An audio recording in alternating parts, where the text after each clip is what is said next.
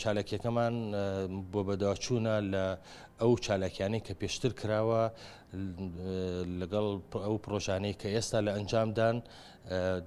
دەربارەی ئەوەش سەرباری ئەوەشە ئەمڕۆ سێ دەست پێشخەری کە وەکو پرۆژەوایە پێشکەشەکرێ بۆ ئەو ڕێکخرا و بەڕێزانەی کە پێشکەشی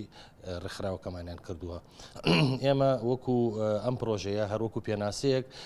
پرۆژەی پتەوکردنی دیموکراسیە، یعنی بەشداری پێکردنی خەڵکە لە بڕاردان و دەسەڵات لە پێشنیارەکان. بۆیە هەموو پرۆژەکان هەموو چالاکیەکان ئەچنە چوارچێوەی ئەوەیە کە دەسەڵات لەگەڵ خەڵکا گرێ بدرێت و بڕیار و پێشنیار و چالاکیەکان ئاشنا بن لە یەکتری.